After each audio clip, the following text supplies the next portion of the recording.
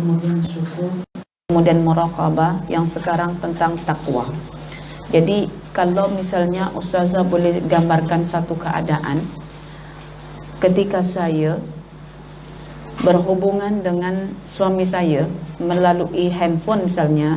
Halo, Assalamualaikum. Ustazah tengah buat apa tu? Ni tengah ada menjalin hubungan dengan suami, begitu kan? Melalui apa? Handphone. So handphone itu media yang menghubungkan saya dengan suami saya. Kalau kita dengan Tuhan ingin berhubungan, juga ada medianya. Dan media yang keempat ialah takwa. Takwa itu apa? Ya, kalau sudah kita memahami apakah itu takwa? Takwa itu namanya media bagi kita untuk meningkatkan hubungan kita dengan Allah. Sebab itu kadang-kadang saya misalnya berhubungan dengan suami saya jarak jauh melalui handphone, kadang tidak memuaskan. Maka saya kena bertukar cara lain. So kaedah itu banyak. Antara kaedah yang keempat yang dibincangkan bagaimana menjalin hubungan dengan Allah Tuhan kita ialah melalui pintu takwa. So kita akan bincangkan dulu apakah takwa dalam Quran. Sebab setiap hadis, setiap sabda Nabi, perbuatan Nabi ataupun ketetapan Nabi semua mesti ada rujukan. Dan rujukannya sudah tentu Al-Quran. Karena Nabi ialah penjelas Al-Quran. Maka kita katakan tindakan-tindakan Rasulullah yang kemudiannya dibukukan oleh para ulama dalam kitab-kitab hadis mereka sesungguhnya adalah pentafsir Al-Quran. So tafsir Al-Quran yang pertama adalah Quran dengan Quran itu sendiri, Quran dengan sunnah Nabi, baru sunnah dengan perkataan para sahabat. Yang kita mulakan di sini adalah bagaimana kita menghubung kaitkan antara sunnah Nabi dengan Al-Quran, supaya jadi ahlu sunnah bukan ahlu sunnah saja tapi ahlu Quran. Yang jadi ahlu Quran bukan ahlu Quran saja tapi ahlu sunnah. Jadi istilahnya ada fiqhul kitab was sunnah, memahami Alkitab Al-Quran dan memahami as-sunnah yaitu hadis Nabi Sallallahu Alaihi Wasallam. Karena bab sekarang yang kita bincangkan ialah takwa. Sebelum kita menghuraikan tentang bagaimana cara kita meraih untuk menjadi orang yang bertakwa melalui doa, bagaimanakah aplikasi praktisnya ketika orang itu dikatakan bertakwa, ya, di mana kita akan melakukan amalan-amalan takwa, adakah pada suasana tertentu saja yaitu ketika solat saja ataukah selari dengan nafas kita, ya, menarik mengeluarkan nafas, adakah itu dengan takwa? Disebutkan juga. Dan apakah sanjungan yang Rasulullah berikan kepada golongan orang-orang yang bertakwa? Oke, ada sekitar 4 hadis yang akan kita bincangkan dalam bab takwa. Tapi sebelumnya saya tanya dulu untuk membincangkan tentang takwa itu sendiri. Apa makna takwa? Apakah takwa itu? Apa arti takwa? At-taqwa artinya apa? Takut. Takut kepada apa? Takut kepada Allah. Maksudnya takut kepada Allah itu takut yang macam mana? Takut melanggar. Kenapa kalau melanggar perintahnya kita takut? Masuk neraka. So neraka tempatnya siapa? Orang-orang yang melanggar, ya. Orang yang melanggar disebut ahlu dosa, ya. Oke, bermakna kita takut bukan kepada Allahnya, tapi kita takut kepada dosa kita. Kalau takutlah kepada dosa. Kalau berharaplah pada Allah. So kalau kita katakan takwa ialah takut, dan takut itu diarahkan kepada dosa, sebab dosa itu yang menyebabkan kita diazab, dan yang mengazab kita adalah Allah, maka takwa itu kepada Allah. Begitu kan? Tapi akan muncul satu soalan. Bagaimana Ustazah caranya agar saya ini boleh takut dengan dosa saya? Bagaimana caranya agar saya takut nanti Allah akan mengazab saya karena dosa-dosa saya? Selama ini saya ambil biasa je, dosa pun macam biasa je lah. Sikit-sikit misalnya dosa tak sampai takut dalam hati, yang paling dalam cuma kalau dosa Allah kan senang astagfirullahalazim, dah begitu, ya kan? Macam mana? Sebab kita kalau mendefinisikan satu istilah, kita harus mengakar sampai pada pokok permasalahan, baru akan clear masalah itu. Kalau setakat kita katakan takwa itu taat, orang masih bertanya, bagaimana caranya supaya taat? Kena takut. Bagaimana caranya supaya takut? Nah, ini yang puncanya kita nak kaji. Ya. Takutlah Ustazah dengan dosa. Iya. Takut kenapa? Karena Allah akan azab. Habis bagaimana caranya supaya takut Ustazah? Ini ya soalan yang paling asas. Kita akan takut kepada Allah atas dosa-dosa kita yang menyebabkan Allah menghukum kita jika kita sudah mengenal siapakah Tuhan kita. Ada sebagian orang nak memahami Allah itu kononnya hanyalah bersifat yang penyayang, lembut-lembut, yang sedap-sedap je. Sehingga dalam metode pendidikan anak mereka kata, anak tuh jangan ditakut-takuti, kalau tak mau sholat jangan takuti begini. Jangan, sholatlah, jangan tak sholat. Kalau tak sholat nanti dihukum Allah kat neraka. Tak boleh begitu katanya. Siapa kata tak boleh? Adakah Allah itu kita fahami hanya sebagai ikram sahaja? Ikram artinya apa? Memberi kenikmatan-kenikmatan, kasih sayang bentuknya fisikal itu je dalam pandangan mereka? Tidak.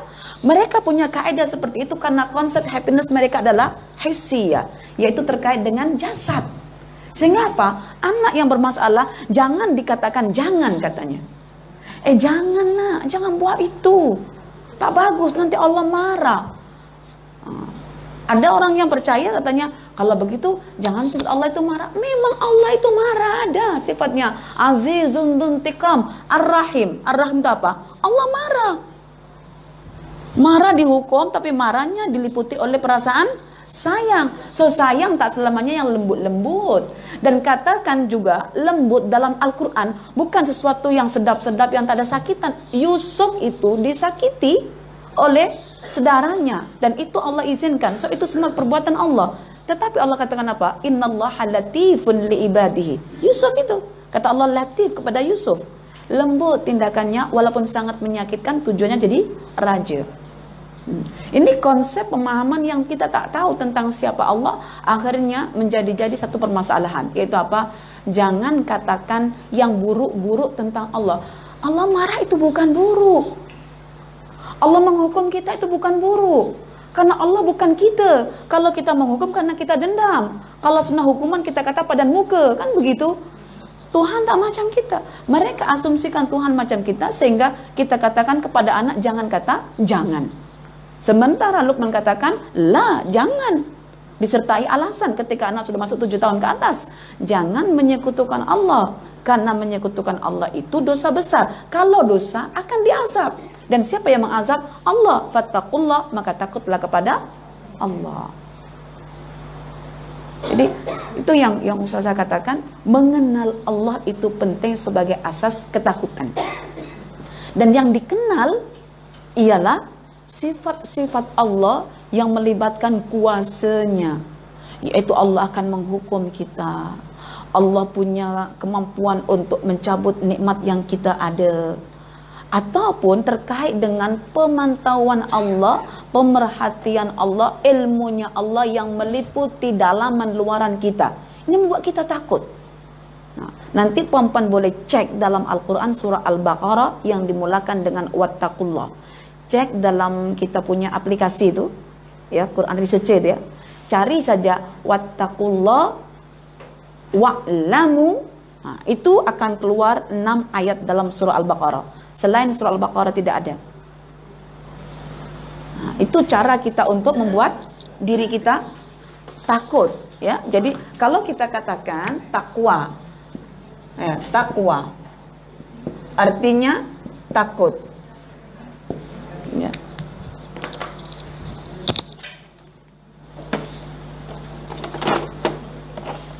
Ini sebenarnya.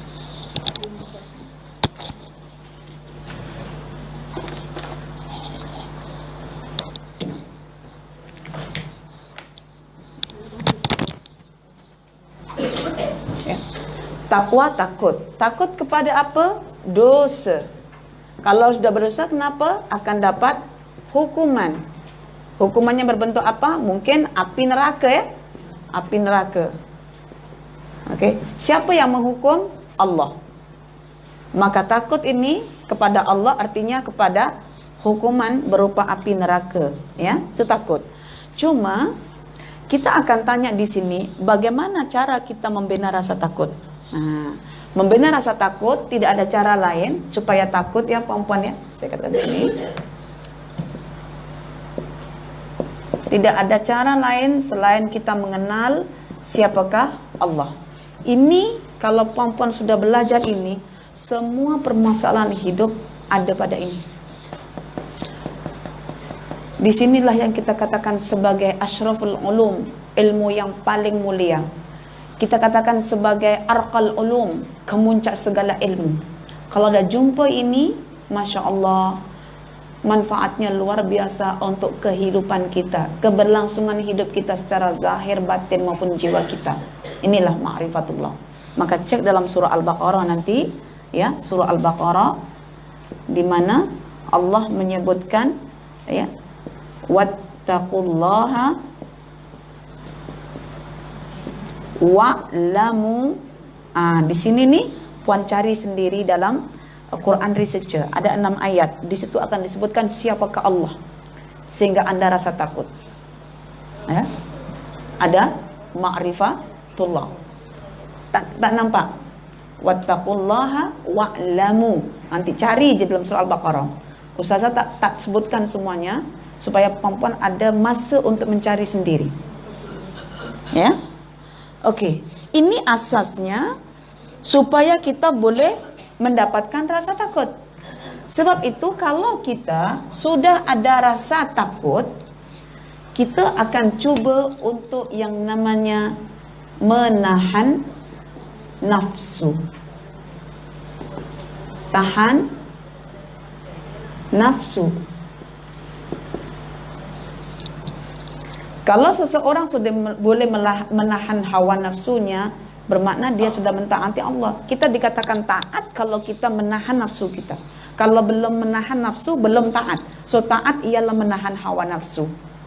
Oke? Jadi kalau sudah menahan hawa nafsu, inilah orang yang bertakwa. Jadi asasnya ini, natijanya ini, kesannya secara pengaplikasian di sini. Ini takwa hati berbentuk takut, ini takwa badan berbentuk tindakan zahir.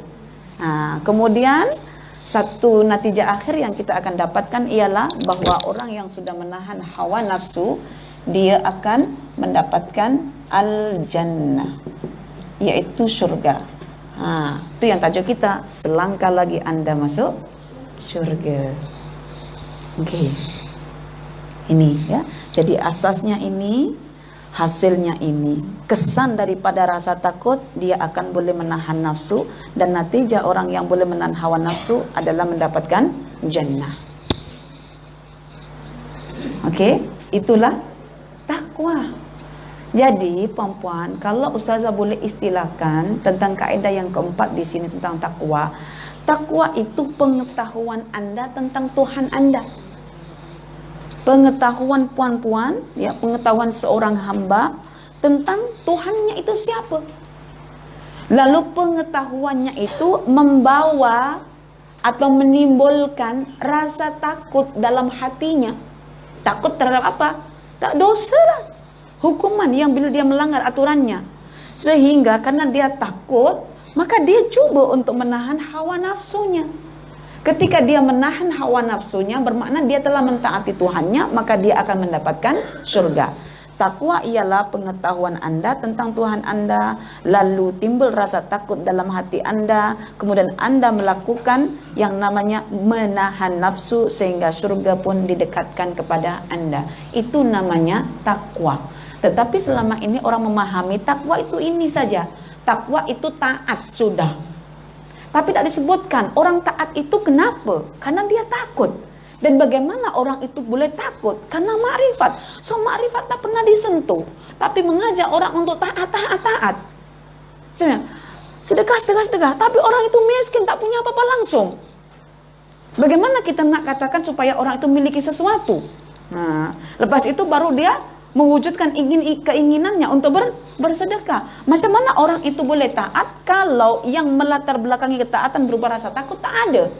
Dan bagaimana orang bermimpi memiliki rasa takut sementara puncanya dia tak ada? Ma'rifatullah. Maka beruntung perempuan kalau sudah pada saat ini, level ini, siri sekarang ini, perempuan sudah ada perbincangan tentang mengenal Allah. Ustazah bersyukur sangat karena hidayah bagi kita kadang-kadang dijemput oleh Allah. Kita menjemput hidayah bukan melalui kita murni, kadang melalui orang lain. Ustazah tak mengajar ilmu ma'rifatullah sebelum ini. Kalau misalnya ya Rahma and the gangnya, Puan Rahma yang meminta, Ustazah tolong ajarkan ma'rifatullah. Kalau dia tak meminta, saya tak mengajar. Dan kalau tak mengajar, saya tak sampai sekarang.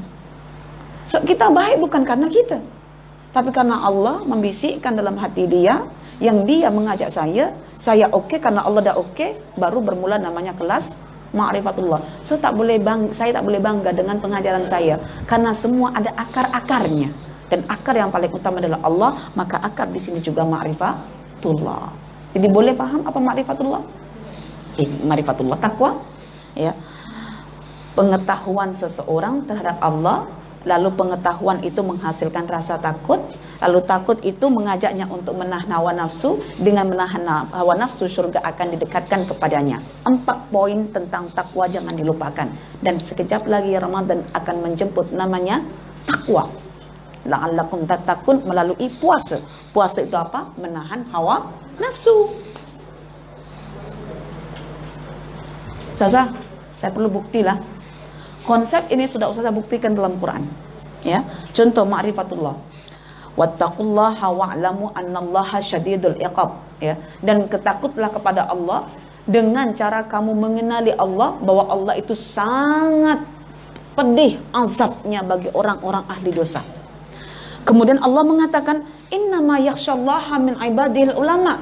Orang yang takut itu adalah orang-orang yang berilmu tentang Allah sahaja. Innama yakhsyallaha, sesungguhnya orang yang hanya takutkan Allah itu al-ulama, yang ada pengetahuan tentang Allah. Surah Fatir ayat 28. Kemudian natijanya nampak dalam surah An-Nazi'at. Wa amma man khafa maqama rabbih wa nahan nafsa 'anil hawa. Orang-orang yang takut dengan Tuhannya, lalu dengan ketakutan itu dia menahan hawa nafsunya, dia dapat surga. Surganya macam mana dapat itu? Wa uzlifatil jannatu lil muttaqina ghaira ba'id. Tak payah dekati surga, surga yang akan mendekat kepada kita. Karena di dunia sudah kita mendekat dengan amalan takwa, menjalin hubungan dengan Allah. So Allah tak payah suruh kita, engkau mendekatlah ke surga wahai salihah, tak perlu. Surga engkau mendekatlah pada salihah. Begitu. Kan di sini sudah berhubungan dengan Allah melalui apa? Taat. Dan taat puncanya takut, dan takut puncanya makrifat. Hasilnya adalah al-jannah. Oke. Dan ada orang yang berkata akan kita, makrifat itu susah Ustazah. Iya. Sebab apa? Kita akan mendetailkan nama-nama Allah satu persatu, memasukkan dalam pikiran kita, melekatkan dalam hati kita, mengontrol syahwat kita. Itu susah memang.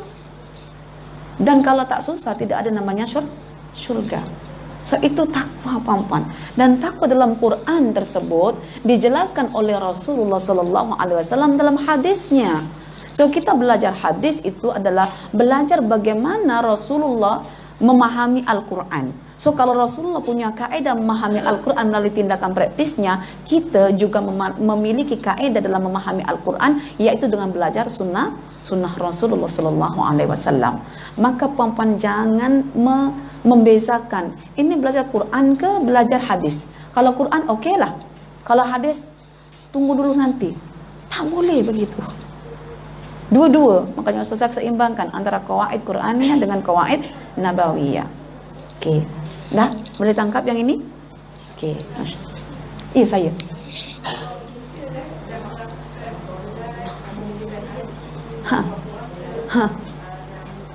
Semua rukun Islam lah. Iya.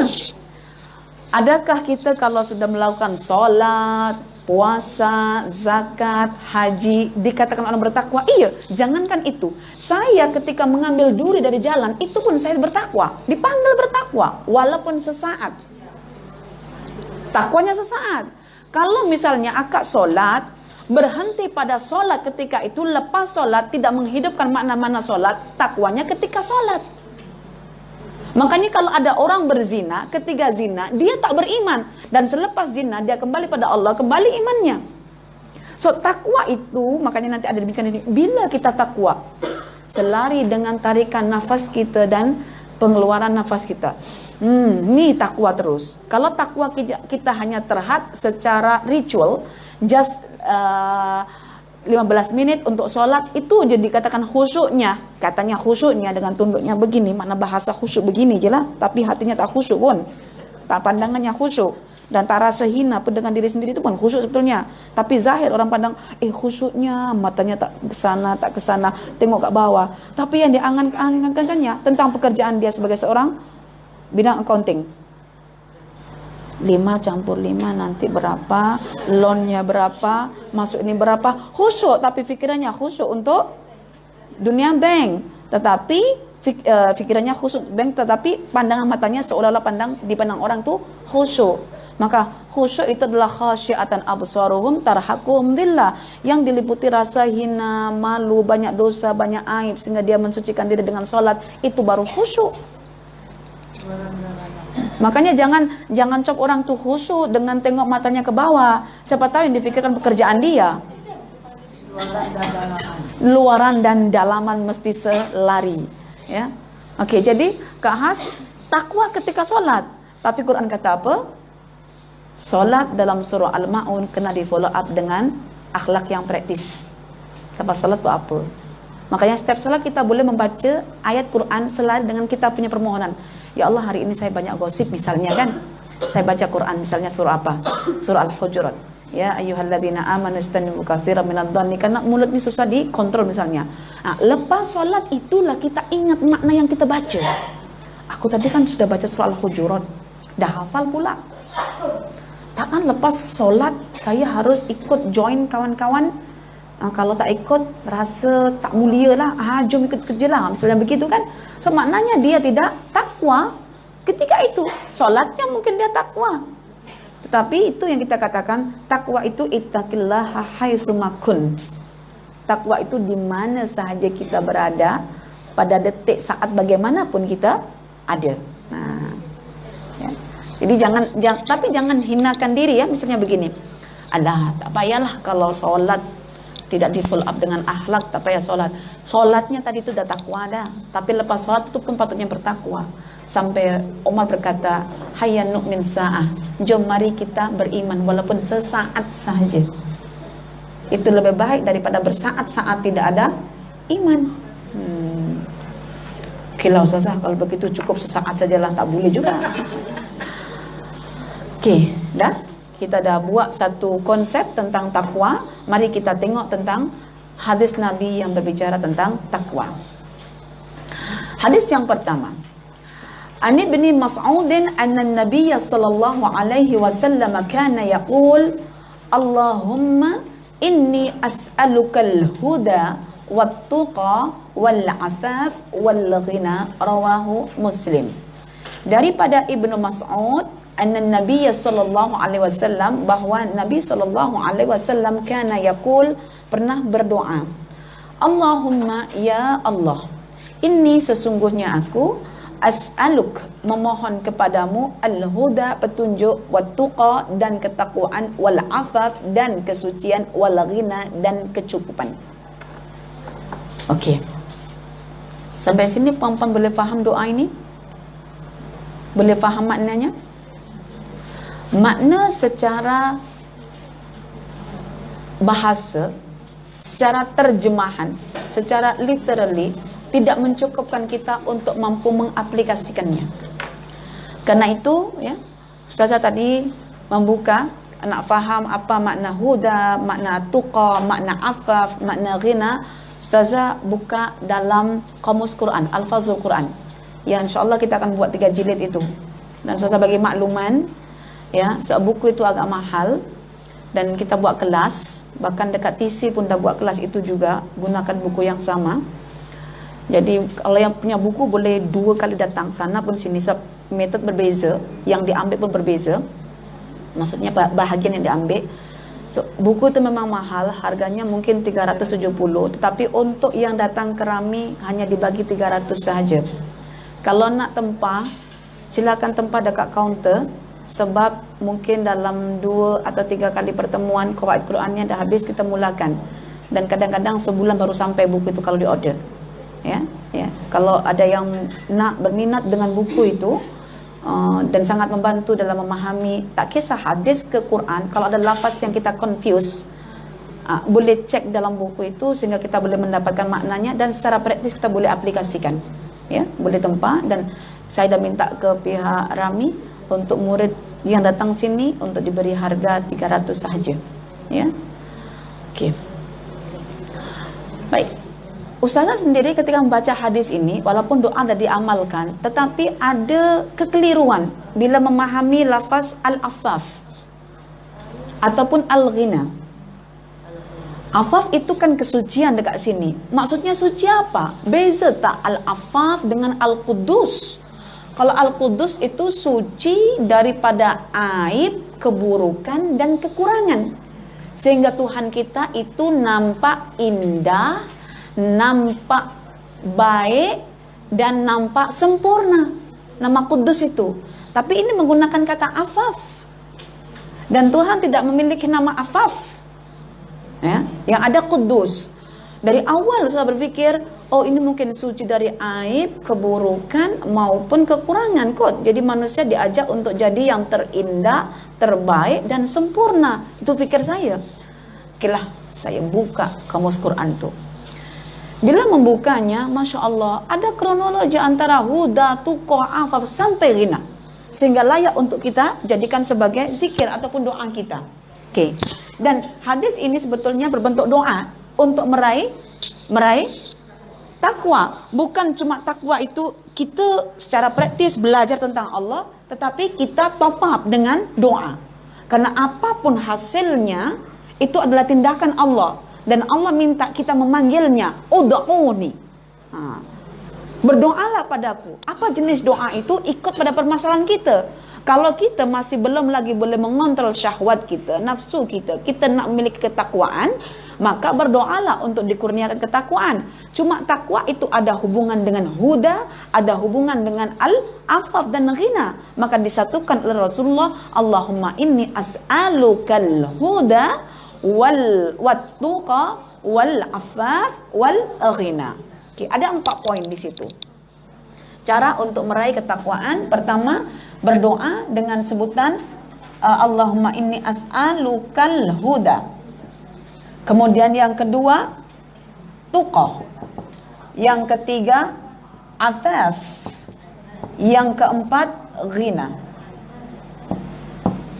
Ya.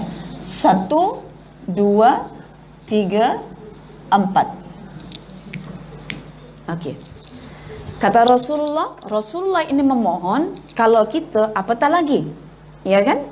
Maka kita mencontoh Rasulullah. Nanti pun kita akan tanyakan, Ustazah, bilakah saya membaca doa ini? Kita fahami dulu baru kita boleh gunakan di mana doa ini. Ya? Okey. Apa makna al-huda? Petunjuk. Petunjuk. Okey. At-tuqa maknanya takwa. Al-afaf suci. Al-ghina kaya atau cukup. Okey. Al-huda itu adalah petunjuk.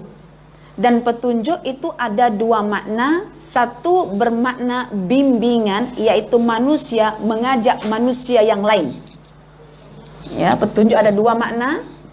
Satu bimbingan, ini namanya petunjuk irsyadi. Yang kedua yang namanya taufik, berbentuk taufiqi. Ya, taufik. Petunjuk. Kalau ini bimbingan ini manusia yang mengarahkan. Kalau taufik ini sudah bukan manusia, Allah sendiri yang mengarahkan hamba itu untuk bertakwa. Ya, jadi petunjuk itu ada 2 makna. Satu bermakna irsyadi, bimbingan. 2 bermakna taufiqi, yaitu petunjuk yang terus. Taufik, yang maknanya taufik. Taufik itu hidayah yang Allah beri terus ke hati seorang hamba. Yang tadinya sudah bertakwa, yang tadinya sudah ada ketaatan, ditambahkan. Kalau tidak ada ketakwaan langsung, masih belum beriman lagi, ada orang bimbing, itu namanya hidayah irsyadiyah. Ya. Jadi mulakan dari yang satu. Kita kena dibimbing dulu oleh manusia yang namanya Nabi Muhammad SAW. Dibimbing. Maknanya kalau bimbingan boleh jadi kita menolak atau menerima. Kan begitu. Nah, kalau kita sudah menerima, itu nanti urusan Allah. Untuk terus bagi taufik. Terus tanpa melalui manusia. Seperti doa kita, ihdinas siratal mustaqim, bukan ihdina ila siratal mustaqim. Kalau ihdina ila siratal mustaqim menggunakan manusia menunjukkan kita ke jalan yang lurus. Tetapi kalau ihdinas siratal mustaqim, buang kata ilanya, bermakna ya Allah biar engkau sendiri yang terus membimbingku ke jalan yang lurus melalui taufik. Ya, taufik. Maka ada dalam Al-Quran, wazidnahum huda. Orang yang sudah dapat petunjuk diberi lagi tambahan petunjuk, itu namanya Allah memberikan taufik kepadanya. Dan kita inginnya di sini, ya, Allah memberikan taufik terus kepada diri kita, yaitu Allah yang ini melalui manusia. Itu huda. Dan huda dalam Al-Quran itu akan digantikan hudal lil muttaqin. Karena hidayah itu sudah ada karena Allah Al-Hadi, maka bekasnya harus kita mohon kepada Allah. Nah ini. Maka kita mohon selepas ada hidayah, maka ada tempat untuk menampung hidayah. Kalau kita mohon hidayah tapi tak punya bekasnya, hidayah itu akan lari kemana-mana. Tetapi kalau kita ada bekasnya, yaitu ketakwaan, karena takwa itu tadi kan batin kita, hati kita takut, badan kita tahan nafsu, maka tempatnya takwa itu akan masuk ke dalam hati kita, hidayah akan masuk dalam hati kita sehingga badan kita dikontrol oleh Allah supaya tidak melanggar perintahnya. So takwa ini bekas untuk menampung hidayah, dan bekas itu disebut sebagai hati yang suci daripada sifat syirik, nifak, syirik, nifak ataupun kufur, benci, dendam, hasad, semua itu semua tidak boleh ada dalam hati yang bertakwa. Karena hati yang bertakwa itu ibarat bekas yang tidak bocor, yang tidak tertutup, yang tidak kotor, yang tidak sempit. Ya. Kalau bekas itu luas, bersih, tidak bocor, terbuka, itulah hidayah akan datang, turun dan memenuhi bekas tersebut. Maka ini bekas. Karena ini bekas, kita mohon sama Allah. Allahumma inni as'alukal huda. Kita mohon hidayah turun, wattuqa, dan tempat atau bekas yang menampung hidayah itu dibersihkan oleh Allah dari sifat tadi itu, nifak, ya, munafik, kufur, fasik, ya, syirik, dengki, dendam, semua yang kotor-kotor itu namanya jiwa yang tidak ada rasa takut pada Allah. Maka di situ tak layak menempati hidayah, menempatinya tak layak. Okey, maka tuqah mesti kita gandingkan dengan al-huda. Rasulullah itu bijaksana, maka perkataannya pun penuh hikmat. Ketika penuh hikmat, dia tersusun. Bila tersusun ada kronologi daripada kefahaman dia tentang Allah. Makanya ada namanya kitab hadis Jami'ul Ulum wal Hikam. Satu ungkapan yang ringkas, sangat padat maknanya, meliputi segala aspek ilmu, bahkan penuh dengan untaian hikmah. Itulah kata-kata Rasulullah. Maka kita berusaha untuk mengaitkannya. Kemudian selepas itu, Allah sebut, Rasulullah sebut, wal afaf. Apa afaf itu? Suci. Apa suci itu? Apa suci itu? Hati. Akak dah beli buku kan? Dah baca buku itu? Belum. Belum buka. Belum buka. Kalau afaf itu suci, bersih, murni itu lain. Kalau murni itu tak ada campuran kotor langsung, itu sofi. Asalun musaffa, sofi. Kalau sucinya itu ada kotorannya dibuang, itu jadi khalis, ikhlas. Nah, kalau afaf itu gimana? Nah, gimana pula? Macam mana? Afaf itu, ya, saya buka kamus Al-Quran itu dan menjumpainya. Keadaan jiwa manusia yang terlepas daripada godaan syahwat. Ya. Keadaan jiwa manusia yang mampu menahan daripada godaan syahwat, itu namanya afaf. Ya, keadaan jiwa manusia ya yang dapat menahan diri dari godaan syahwat, itu namanya afaf. Dan itu disebutkan dalam surah An-Nisa ayat 6. Wa man kana ghaniyan falyasta'fif.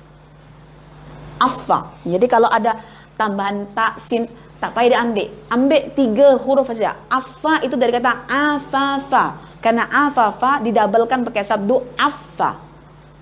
Ya. Cari cek huruf ain nanti. Ain dan fa. Cari itu akan keluar ayat-ayat Quran yang terkait. Karena itu affa banyak konteks maknanya. Macam ghina dalam Quran pun banyak, tapi konteksnya berbeza-beza. Kalau ikutkan terjemahan, satu makna aja, kaya atau cukup. Tapi tak arti nak apply kat mana kondisinya. Nah, itu perlu kita faham makna. Oke, afaf itu keadaan jiwa manusia yang terbebas atau dapat menahan daripada godaan syahwat.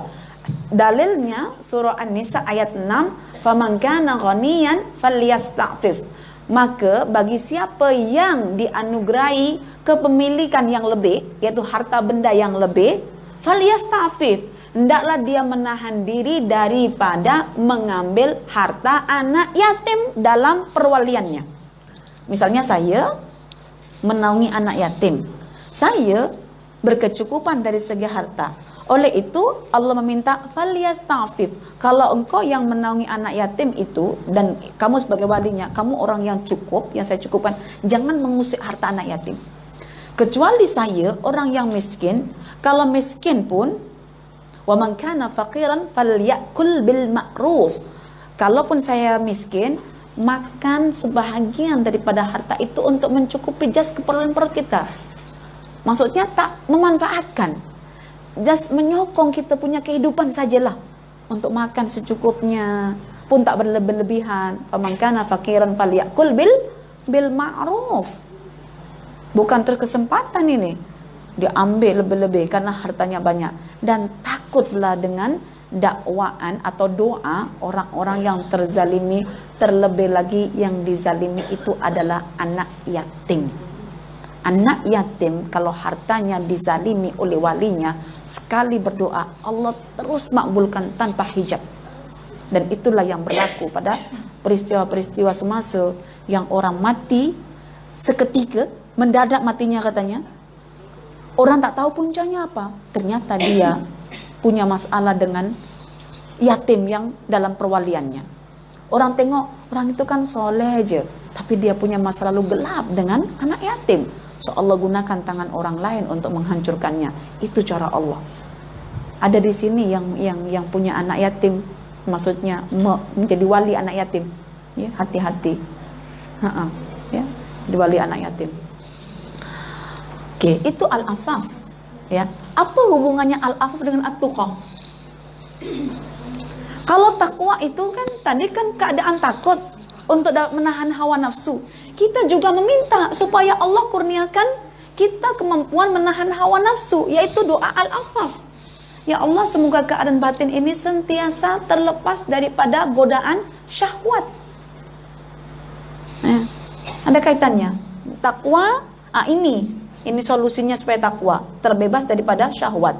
Lalu syahwat itu puan-puan, dia sangat terkait dengan ini. Apa ghina itu? Cukup atau kaya ya bahasanya.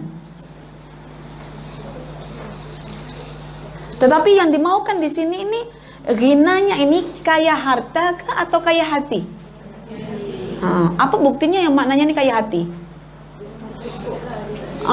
Apa kaya hati maksudnya? Rasa apa? Orang kaya hati itu dia besarkan Allah, dia kecilkan nafsu sehingga dia cukup. Masya Allah. Ya. Kaya, kalau kita buka dalam kamus Quran itu ada 3 makna.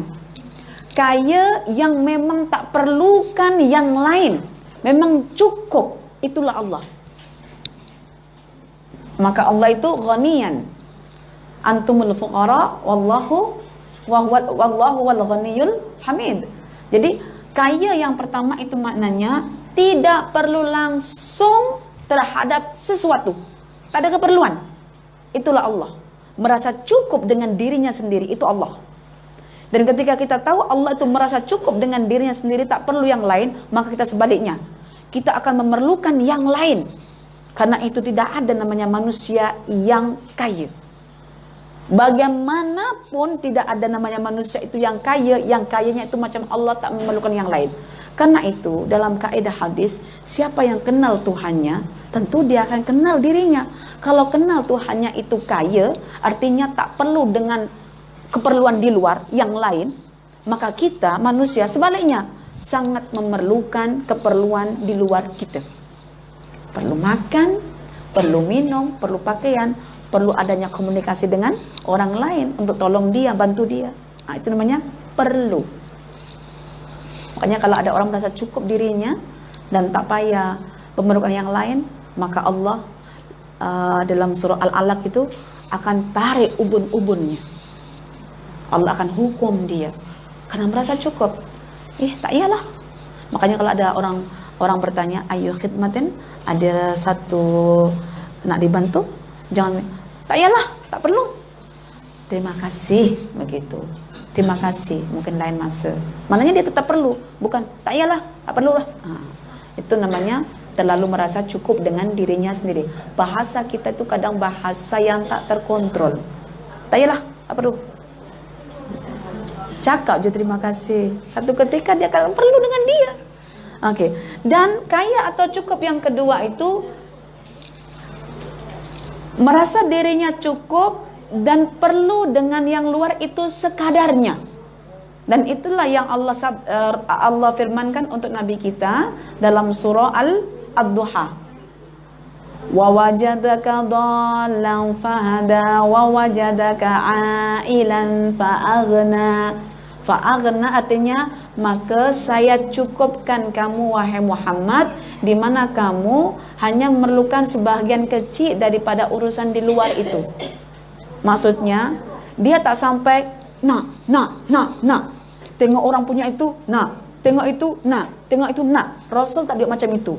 Hanya sekadarnya yang dia perlukan, sedikit. Itu namanya wa wajadaka ailan fa'aghna. Kalau ini tak langsung. Kalau ini Muhammad, dan kita nak contoh Muhammad, dia perlu mungkin sedikit.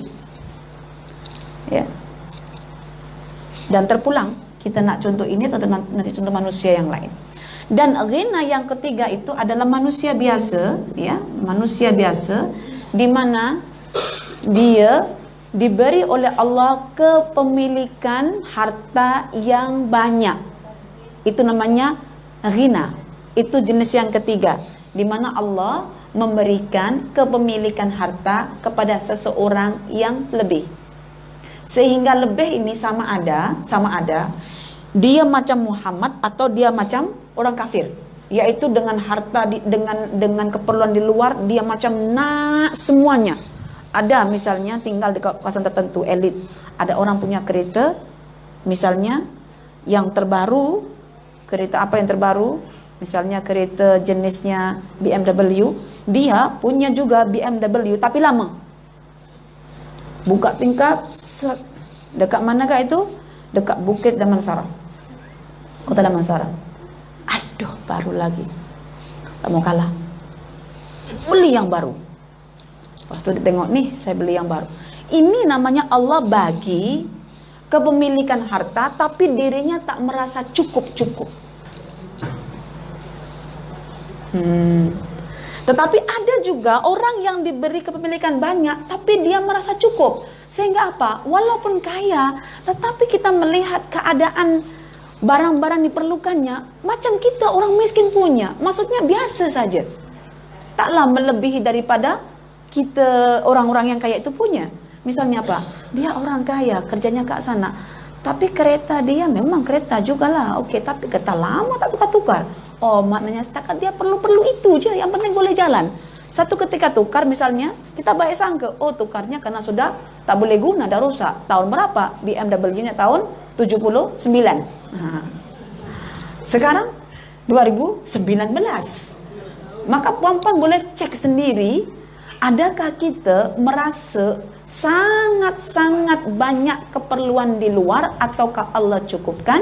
Sementara Rasulullah berdoa, Allahumma inni as'alukal ghina, ya Allah berilah aku kecukupan jiwa, kecukupan hati. Artinya untuk urusan luar sekadarnya, tetapi Allah perkayakan dirinya. Bila ada orang menawarkan, aku tak perlu itu, maka Rasulullah ketika ditawarkan harta yang banyak, perempuan yang cantik, rumah, dia kata aku tak perlu benda itu, karena Allah katakan wa wajadaka ailan fa'aghna. So ini kepentingan kita berdoa, ya Allah semoga di saat ujian sekarang banyak, handphone orang bertukar-tukar, cukuplah dengan handphone yang lama, selagi boleh guna, bolehlah. Itu namanya Allah bagi ghina. Kadang pun kita sayang nak ganti handphone walaupun ada keperluan. Walaupun ada keperluan, keperluan temannya tak cukup-cukup juga. Sampai akhirnya yang kasihan adalah orang yang beli handphone yang mahal, tetapi dalam sekejap dah ada benda yang baru lagi yang lebih cantik, lebih murah katanya. Allah, ini tukar ke tak tukar, masa beli Apple 4.000, 5.000. Tapi sekarang dah turun harga. Nak tukar ke tak tukar? Kalau tukar itu bukan tukar, beli baru tak terguna yang satu. Nak bagi orang pun segan. Bekas. Okey, jadi itu doa itu sangat terkait dari hidayah, ada tempatnya, ada tugasnya, yaitu kesucian keadaan jiwa, kemudian ada kecukupan. Orang kalau punya syahwat tinggi, tidak ada afaf, dan dia tak dibagi ghina, dia akan terus mengikut syahwat dia. Ya, maka letak kekayaan seseorang itu ada pada penguasaan terhadap syahwatnya. Syahwat ialah kecenderungan manusia untuk meluahkan segala yang diinginkannya. Sama ada dalam bentuk membeli sesuatu, melakukan sesuatu, atau apa saja, yang penting kecenderungan diri untuk meluahkan segala yang diinginkannya. Obatnya ialah menahan segala yang dicenderungi oleh syahwatnya bila syahwatnya itu mengajak kepada nafsunya, yaitu sesuatu yang buruk. Sesuatu yang buruk. Dan bila kita cek sekali lagi, ya Allah, ya Tuhanku, rasanya sekarang ini perlu saya berdoa, Allahumma inna as'alukal huda wat tuqa wal afaf wal ghina. Kenapa? Sudah punya barang pun tengok barang masih nak juga beli. Betul. Kita semua. Lagi perempuan ujian syahwatnya besar, perempuan. Sebab apa? Perempuan ini, kata Datin, ya, nukil saja. Apa? Performance vision. Tudung sengit sedikit pun begini kan. Sudah begini tuh masih begini. Sudah begini tuh masih lagi begini. Lepas itu keluar, papa cantik. Oke, cantik. Pergi ke tempat shopping mall, shopping kompleks atau apa yang lain, ada cermin. Di dalam cermin tuh nampak ada gaun. Dia tengok mukanya, tengok gaunnya lagi masuk ke dalam. Masya Allah. Kata suaminya, mama tak payah beli, mama dah banyak. Tak apa saja pak, tengok shopping windows katanya. Tengok, cantik tak pak? Cantik tak? Papanya begini je. Habis itu apa? Kita pulang ngamuk, marah. Kenapa? Ya syahwat. Ingin meluahkan apa yang dicenderungi oleh syahwat, ketika syahwat itu sangat-sangat selari dengan nafsunya.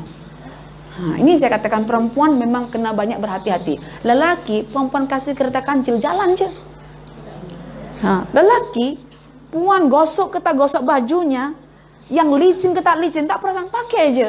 Lelaki ini yang keluar sedikit, dia biasa. Apa? Dia bukan performance vision, tetapi sexual vision. Maka berbahaya. Perempuan tampil cantik berjalan di hadapan lelaki. Lelakinya, walaupun orang Mesir misalnya ya, hanya pakai jalabia. Jalabia itu apa? Baju yang buat tidur, jalan begini laki-laki biasa. Tapi tak perempuan cantik, luar biasa tengoknya. Makanya jangan main-main dengan kita punya pemandangan. Maksudnya penampilan. Cukup dengan syariat yang Allah tentukan. Longgarkan pakaian, ganti pun tak apa, ya, nak digosok pun tak apa, buat niat yang baik, sekadarnya. Semoga Allah mengkurniakan al-ghina dalam kehidupan kita. Hei, dia Datin tahu, tapi baju tak ganti-ganti. Semalam pakai itu lagi. Itu gina dah. Tapi ustazah lain. Ustazah semalam live kan pakai baju apa itu? Biru. Sekarang tadinya mau pakai baju biru. Tapi nanti orang tengok ini live 2 kali dari sama live. So kalau tengok baju kan, udah tengoklah semalam itu padahal lain. Saya kata sama suami saya ketika drive kereta, suami saya, Abi, dulu Umi boleh 3 kali pakai baju, gantung pakai lagi. Tak kisahlah orang kata, saya tak basuh, tak apa. Tapi sekarang karena ada live baju yang sama, bukan karena manusianya, takut mereka lihat kita punya baju, semalam udah tengok, padahal baru hari ini, so mereka miss. Kata suami, betul juga Umi ya, betul juga. Akhirnya jubah bertambah. Pakai alasan. Oke. Bukan terhadap manusia, takut manfaat tak terambil oleh manusia. Ya. Dan karena Allah ya, karena Allah kita nak memberi manfaat. Yang hari itu kita bincang tentang khidmat, bahwa syukur yang pertama adalah kita bincang Malikal Mulk ya. Syukur yang pertama kita mengenal bahwa apa yang kita miliki adalah milik Allah, sehingga kita ucapkan alhamdulillah. Lepas itu hati dipenuhi oleh mahabbah, cinta. Yang ketiga menggunakan nikmat untuk khidmat manusia. Kalau nikmat baju untuk khidmat manusia, semoga Allah menerimanya. Tapi kalau khidmat baju untuk penampilan agar dipuji dan merasa sombong, itu yang tak dibenarkan. Ya, saya juga begitu. Sebab saya tengok misalnya Ustaz Adi Hidayat, ini baju batik, ada tengok dah, ternyata lain. Hujung-hujung saya sambil lalu, ini bincang lain pula. Saya tengok bajunya aja, ternyata dia guna baju yang sama. Dan dia kata, dia sebetulnya pakai baju apa saja. Yang membezakan dia bertukar baju adalah ketika istrinya memandang. Bang, saya ingat sedikit dibetulkan sama istrinya, jangan sampai keluar itu kelang kabut. Kalau laki kelang kabut itu wajar. Itu tadi itu, bukan performance vision. Kalau perempuan dibetulkan. Dan beruntung bila penceramah istrinya masih bersifat perempuan. Betulkan. Kalau bersifat laki habis, laki campur laki dalam segi sifat. Karena itu jangan nafikan, perempuan juga memiliki hormon lelaki yang lebih, sehingga tingkah lakunya macam lelaki. Dan biasanya orang macam ini padanannya, perempuan macam ini, lelakinya lembut, ada hormon perempuannya. Ya, Allah Maha Adil, Allah Maha Kaya. Ya. Fitrah. Fitrah, tapi kita kena bentuk, dah boleh diarahkan. Takut jadi khunsa. Ya, tak jelas laki ke perempuan, jadi kena dipilih dulu ke arah lelaki, baru pas itu dibentuk. Oke, jadi faham? Dan bila perempuan nak gunakan Allahumma inni as'alukal huda wat tuqa wal afaf wal ghina, ketika kita merasa perlu untuk mengucapkan, mungkin nak tahan syahwat-syahwat tak boleh menggunakan doa ini. Tak juga merasa cukup dengan yang ada, minta tambah dan lebih lagi, mungkin baca doa ini. Mungkin rasa ketenangan jiwa karena petunjuk belum ada lagi, belum masuk lagi, boleh baca. Atau mungkin belum lagi ada bekas yang cukup untuk menampung hidayah, masih banyak jealousnya, dendamnya, dengkinya, baca doa. Rangkumkan semua, maka kehidupan kita akan jadi indah. Hafal semua? Coba baca. Allahumma as'alukal huda wat tuqa wal afaf wal ghina. Okey, ustazah baca, perempuan follow.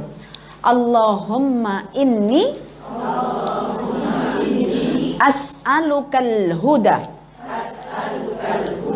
wat tuqa wal afaf wal ghina. Allahumma inni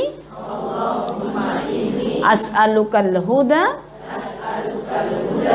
wat tuqa wal afaf wal ghina. Jangan wal tuqa wat tuqa. Allahumma inni as'alukal huda wat tuqa wal afaf wal ghina. Kalau dirasa perlu, doa yang pun hafal ini ketika dalam qiyamul lail, ketika dalam munajat, doalah. Dalam sujud yang panjang, masukkanlah dalam qiyamul lail. Bacalah. dirasa perlu, dan memang kita akan rasa perlu doa ini. Ini adalah doa untuk meraih ketakwaan batin maupun ketakwaan jasad, dan seterusnya merasa cukup dengan dunia yang telah diberikan oleh Allah kepada kita. Doakan untuk orang. Kalau nak untuk orang lain juga, jangan sebut Allahumma inni. Allahumma inna nas'aluk. Tukar inna nas'aluk, ya. Kalau nak melibatkan rakan-rakan kita, sebab kita nak diaminkan oleh malaikat, ya. Dapat double. Siapa yang berdoa untuk dirinya dan juga untuk rakan-rakannya tanpa diketahui rakan-rakannya, malaikat akan mengaminkan walaka bimasalin. Maka tukar Allahumma inni menjadi Allahumma inna nas'aluka, dan seterusnya sama. Ya Allah, sesungguhnya kami memohon kepadamu agar dikurniakan huda, tuqa, afaf, ghina.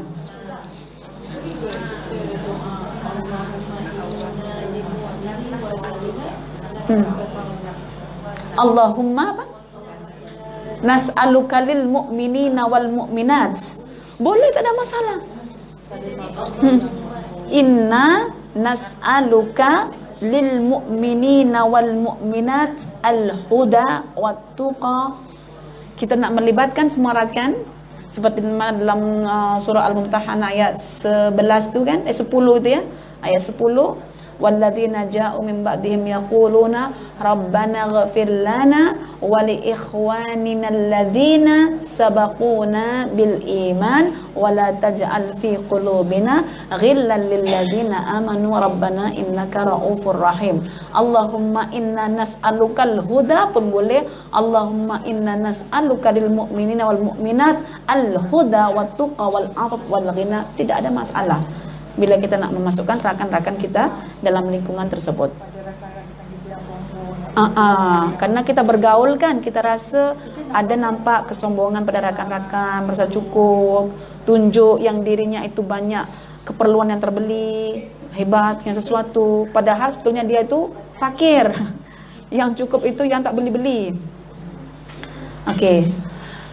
Alhamdulillah ya, tahu penggunaannya ya, ikut keadaan kita. Kalau nak setiap harinya ada doa ini, boleh digunakan dalam munajat kita. Ada soalan hadis satu ini? Tak ada ya?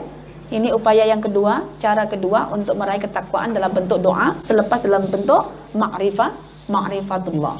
Baik, sekarang kita akan bincang tentang aplikasi takwa dalam kehidupan praktis. Ya. Takwa itu di hati, takwa itu juga di badan kita. Maka riwayat hadis daripada Abu Umamah ya, disebutkan, bismillahirrahmanirrahim, an Abi Umamah Sudai bin al-Ajlan al-Bahili radhiyallahu anhu qala sami'tu Rasulullah yakhutubu fi hijjatil wada' faqala ittaqullah wa sallu khamsakum wasumu syahrakum wa addu zakata amwalikum wa ati'u umara'akum tadkhulu jannata rabbikum, rawahu Tirmidzi fi akhir kitab as-salat wa qala hadis hasan sahih. Daripada Abu Umamah Sudai bin al-Ajlan al-Bahili radhiyallahu an, berkatalah beliau yang katanya, sami'tu, saya telah mendengar Rasulullah sallallahu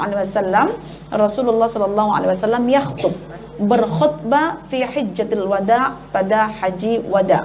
Faqal, maka Rasulullah berwasiat, ittaqullah, bertakwalah kalian kepada Allah. Sallu khamsakum, dan salatlah 5 waktu.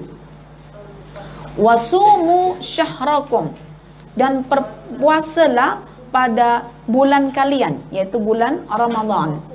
Wa addu zakata amwalikum, dan tunaikan zakat harta benda kalian.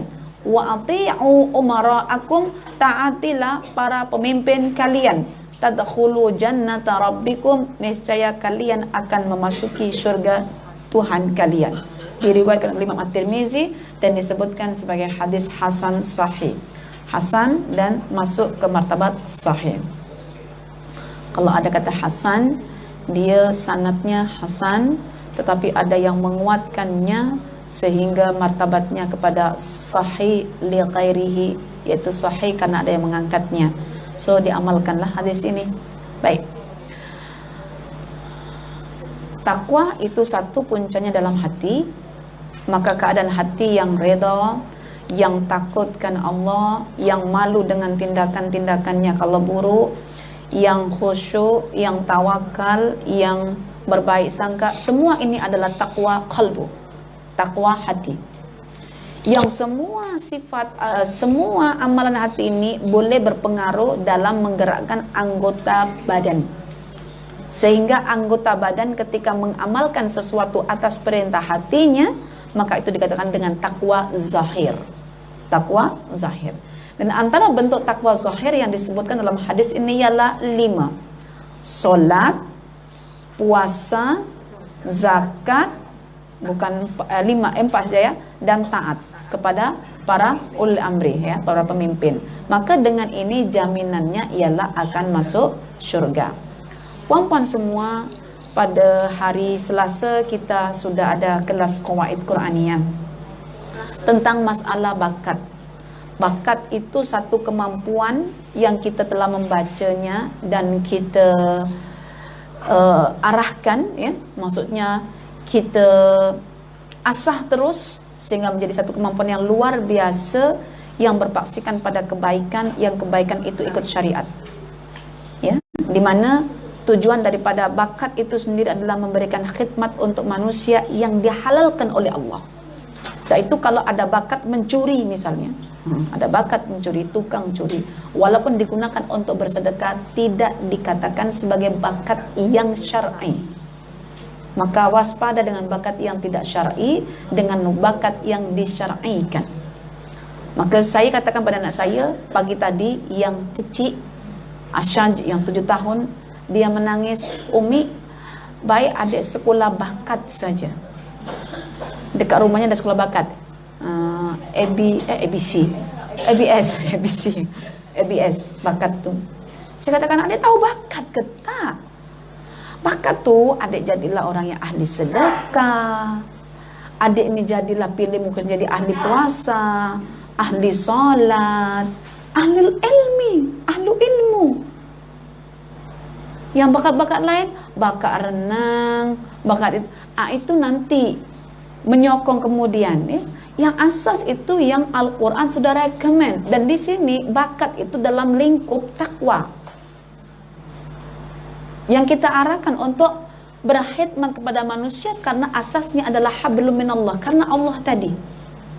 Ada orang puasa bukan karena Allah, tapi karena untuk kurus.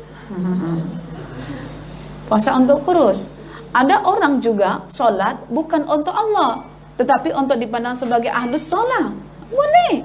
Apa saja boleh berlaku. Maka Allah berfirman, fala tuzakku anfusakum, maka jangan sekali-kali kamu menganggap diri kamu suci, karena saya tahu siapa kamu, kata Allah. Dan kalaupun kamu suci, wa a'lamu biman ittaqa, tak payah tunjuk ke orang. Orang kalau suci betul itu dia tak tunjuk ke orang. Kalau tunjuk ke orang tak suci maknanya. Itu yang saya katakan, ikhlas dari saya. Kalau orang ikhlas bersebut ikhlas. Kalau cakap keluar tak jadi ikhlas ya, dia tersimpan ikhlas dalam keadaan diri sendiri yang dia takut amalnya tak sempurna sehingga dia berusaha untuk menyempurnakan. Ikhlas itu takwa.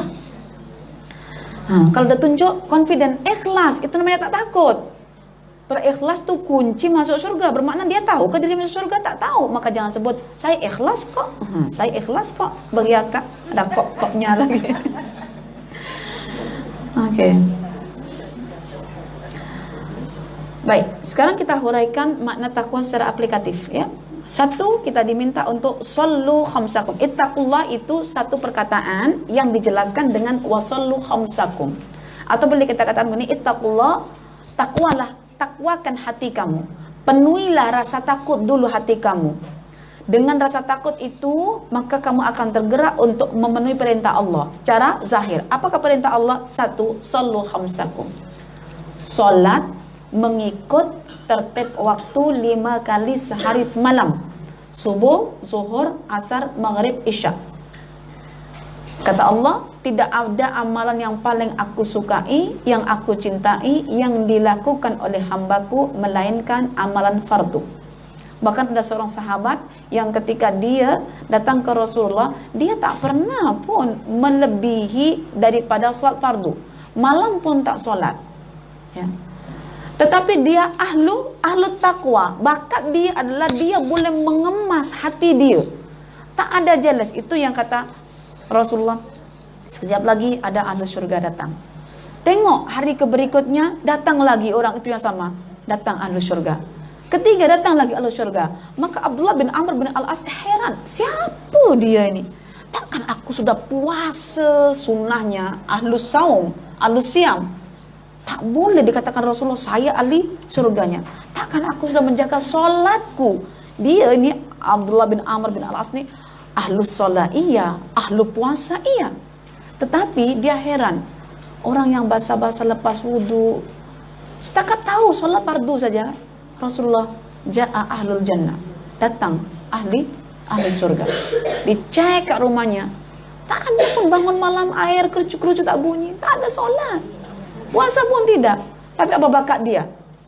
Ada yang begini, kalau begitu senang je lah, bakat apa? Bakat takwa aje lah, tak payah solat. Belum tentu boleh, ada bakatnya. Semua perempuan tak sama. Mungkin bagi saya susah nak kontrol hati saya halus siam sajalah. Mungkin ada. Jadi dia tak pernah rasa marah dengan orang, buruk sangka dengan orang, tengok orang punya nikmat tak pernah dengki, tak pernah, Masya Allah, ditata betul hatinya. Tiap-tiap hati ada file emosinya. File emosi ada. Ini emosi untuk marah, filenya apa? Dia punya. Filenya misalnya bersedih apa? Filenya ini apa? Punya filenya semua. Macam orang salat punya filenya apa? File salat. Nak cari khusyuknya, nak tahu bacaannya sujud apa, nak tahu ini, itu punya file juga. Sama, pekerjaan yang sama-sama susah. Tapi dia memilih untuk menata hatinya, maka dikatakan sebagai ahlul jannah. Nah, hatinya bagus, ittaqullah, baru tunaikan yang fardu. Fardu itu top up kepada hati dia, sudah cukup. Tapi kita ini hati tak tertata, yang fardu pun sekedar-sekedar saja, nak sunnah pun nak tunjuk-tunjuk juga. Jadi kita belum ada bakat lagi. Ada yang kata, Ustaz, ada nak mati baru nak baca bakat. Masya Allah. Ada yang tak tahu bakat, tapi kita boleh baca bakatnya. Ini pelik juga. Ada orang yang tak tahu, yang dirinya ada bakat, tetapi orang lain tahu yang dia punya bakat. Ini bahaya juga. Ada bakatnya itu bakat puasa, bakat solat, bakatnya zakat, maka jangan berebut kalau zakat, sedekah, ada bakatnya. Oke, sallu khamsakum. Masya Allah. Dan solat, nanti puan-puan boleh follow up maknanya dalam surah Al-Ma'un. Ara'aital ladzi yukadzibu bid-din, fadzalikal ladzi yad'ul yatim wa la yahuddu 'ala ta'amil miskin, fawailul lil musallin. Walaupun Allah perintahkan Anda untuk solat, Rasulullah juga tegaskan lagi Anda untuk solat, karena solat itu bukti yang Anda bertakwa. Tapi Allah berfirman, celaka bagi orang yang solat. Kontradiktif, Ustazah. Ini sallu khamsakum, itu fawailul lil musallin. Tak kontradiktif. Kependekan kita untuk memahami makna membuat kita macam menghukumi kontradiktif. Tidak. Maknanya ada orang yang solat, dia membaca Al-Quran dalam solatnya, dia membaca juga bacaan dalam sujud maupun rukuknya dan seumpamanya, tahiyatnya. Tetapi selepas solat, perilakunya tidak seperti apa yang disebutkan dalam makna-makna solatnya. Perilakunya apa? Wala yahuddu ala ta'amil miskin. Solatnya tidak di follow up dengan sedekah dia. Ketika dia memiliki kemampuan untuk bersedekah, bukan segan, enggan nak memberi. Wala yahuddu ala ta'amil miskin. Kemudian apa lagi? Wa yamna'unal ma'un, ya. Apa lagi? Menunda-nunda, bahkan tidak melakukan sebarang pertolongan. Macam begini, al-ma'un tu. Nak bagi? Enak je. dah susah payah begini, nak bagi-bagi pula, kerjalah sendiri. Ini namanya wayamnaunal maun. Maka disambung dengan surah inna a'tainakal kausar.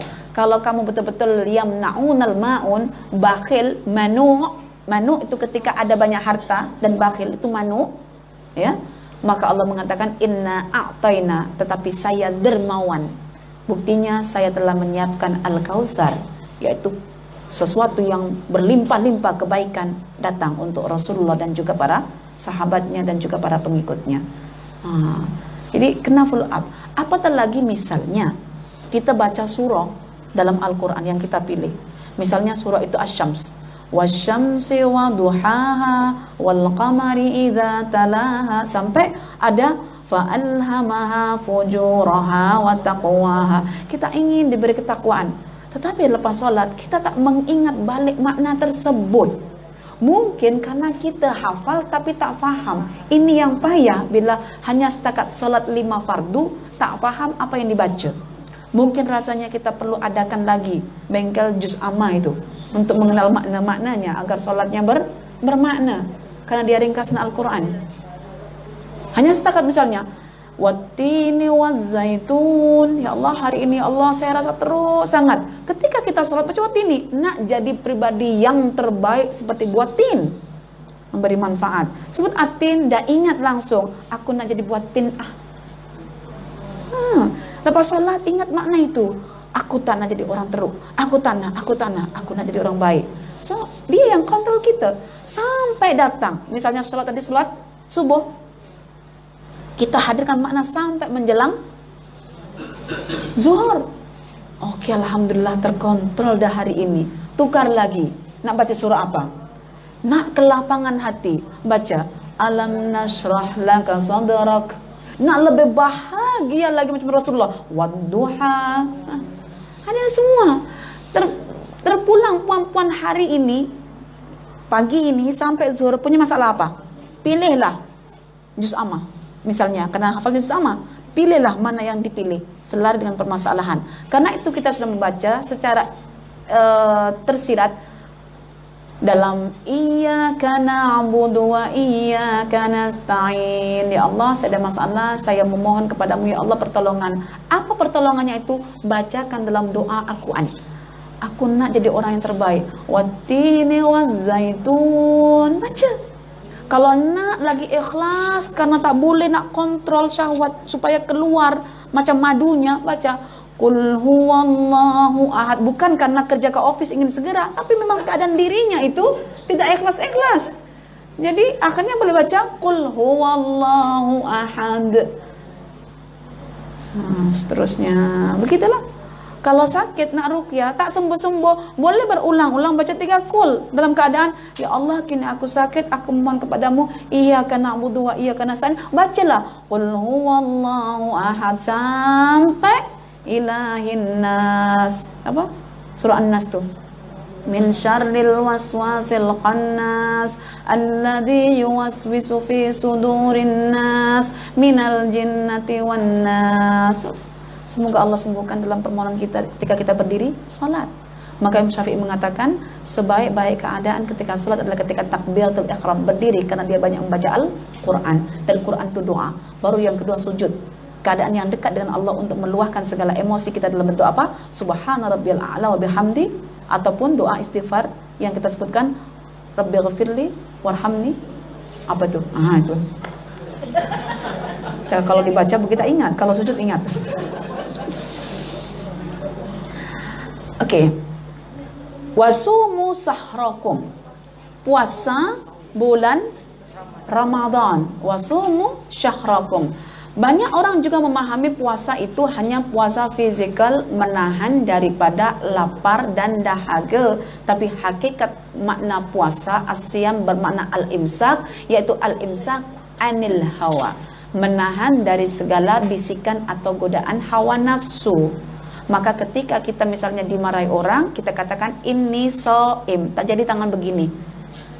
Ini shaim, ini shaim, ini shaim. Makanya kenapa orang kalau misalnya tak kawin-kawin karena tak dapat calon istri, dia diminta untuk berpuasa. Karena berpuasa itu termasuk ketika dia tengok perempuan cantik, dia kata saya puasa, menahan syahwat dia yang cenderung ingin diluahkan agar memandang perempuan itu, mencintainya, mendekatinya dan berbuat yang tidak betul. Maka dikatakan saya puasa.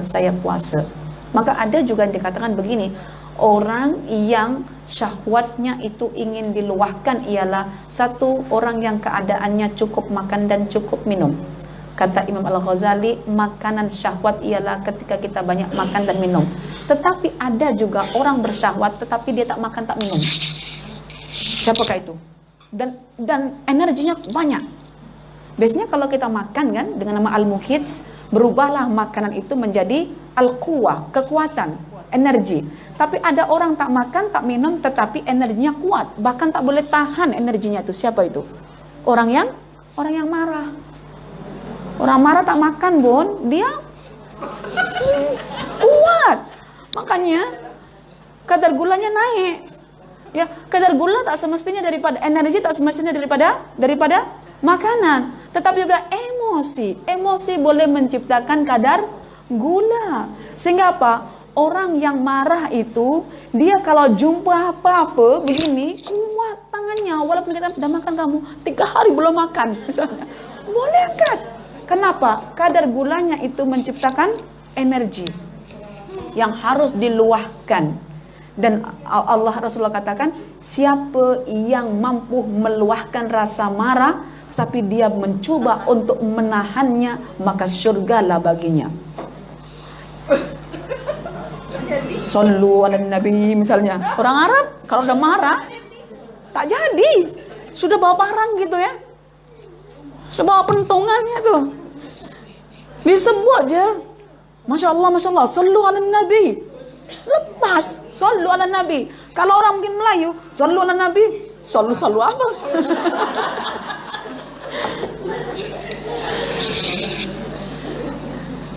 Kesan, rasa, bahasa itu dari turun-temurun generasi mendahulu dengan orang Arab lain, perempuan. Kita ni kan orang Asia, mengenal Arab ikut makna, bukan menjiwai Arab tersebut.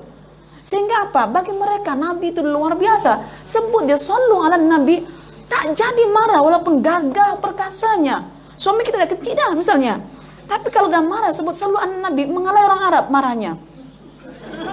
Dia cakap apa? Sallu. Dah lah. Tak ada sallu lagi dah. Sallu. Tak mau diingatkan. Bermakna apa? Intuisi bahasa orang Arab wa mamlakatul hifz, kekuasaan mengingat, menghafal tu luar biasa. Sehingga Quran turun bukan dekat Asia, dekat Arab yang dia dikurniakan Allah bakat mengingat. Iya. Saya tak ingat surah Al-Baqarah ke mana. Dia tentang kita berfikir tu. Dia mention dalam tu, tafsir tu mention sebaik fungsi kita untuk berfikir, bertindak balas tu bila 1/3 kita makanan, 1/3 minuman, 1/3 dikosongkan. So maknanya tak boleh terlampau penuh dan tak boleh terlampau kosong. Jadi dia kita punya pemikiran tu efisien. Saya tak ingat saya baca dalam tafsir tu, tafsir Ibnu Katsir kan, ada dia terangkan yang 1/3 makan badan kita ni perlu makanan, 1/3-nya minuman, nafas. Untuk nafas, pernafasan. Ya, yang kita katakan tadi itu kan kalau orang memang lagi marah kan memang dia, kalau bahasa hadisnya itu aghlaq, tertutup akalnya untuk berfikir. Tapi kalau tertutup akalnya untuk berfikir itu diingatkan, dia sendiri tak ingat. Tapi kalau ada orang ingatkan, nah itu tadi dia boleh mengawal dirinya melalui zikr orang lain. Tapi yang as-sulusu li ta'amihi was-sulusu li syarabihi was-sulusu lin nafsi, untuk nafas itu memang kandungan badan kita, wika itu hadis lah, itu memang tak boleh kita penuhi semua dengan makanan. Apakah fungsinya? Mungkin dari situ kata Imam Al-Ghazali, semakin banyak orang itu makan memenuhi bagian dari lebih daripada 1/3 sampai tak muat, misalnya sesak perutnya itu ya, itu melebihi daripada 1/3, kekuatan emosi dia, kekuatan syahwat dia susah untuk terhalang. Dan orang Arab itu syahwatnya besar, bukan masalah apa-apa. Kandungan nutrisi makanan zatnya itu luar biasa. Kalau di Indonesia ada orang Arab datang, satu kambing itu untuk 6 orang. Lah saya pun tak tahu, terfikir itu kak mana perutnya. Saya kalau makan ayam yang dibagi 4 saja itu, saya cuma mampu makan sayap kepaknya yang bagian sedikit itu. Nah, saya berkecil. Mereka tak tahu, mereka size-nya entah kak mana. So, perkataan Imam Al-Ghazali itu untuk konteks orang Arab memang luar biasa. Tapi orang kita mungkin, tapi orang Malaysia dibanding orang Indonesia, Malaysia lagi dahsyat juga makannya. Orang Malaysia, saya terbiasa dengan jamuan, banyak menu, semua ingin dicicipi. Kalau orang Indonesia mungkin kalau banyak itu dia cukup satu je rasa itu. Dah pening nak rasa banyak-banyak, tak sedap nanti rasanya. Dia ingin keluar sendawa satu saja. Jadi itu terkait dengan apa yang mungkin boleh dikaji lah nanti Datin ya. Kenapa harus tiga-tiga?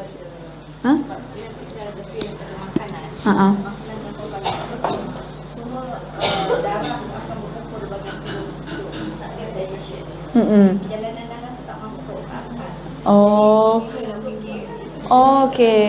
Jadi kalau terlampau banyak makan, darah itu fokus ke perut sehingga dia tak mengalir ke otak, sehingga otak tak berpikir. Makanya kalau ada orang begini bercakap seperti An-Nabulsi, orang yang memikirkan banyak makan, minum, dia laksana hewan. Hewan itu maksudnya apa? Tidak ada akal, hilang akalnya. Dan ketika kecenderungan manusia untuk memikir makan dan minum, ketahuilah itu unsur bumi telah mendominasi. Maknanya bumi itu apa? Kehinaan akan mendatangi dirinya. Tetapi kalau orang itu fikir nak buat baik, sudah settingkan nak inna itu untuk akhirat, bermakna unsur rohani, roh dari langit yang putih itu mendominasi dirinya sehingga jadi mulia dirinya. Makanya banyak orang menyangka dirinya menempuh jalan kemuliaan, tapi pada hakikatnya dia menempuh jalan kehinaan. Dan sebaliknya, ramai orang yang menyangka dia menempuh jalan kehinaan, namun sebenarnya dia menempuh jalan kemuliaan. Iya saya.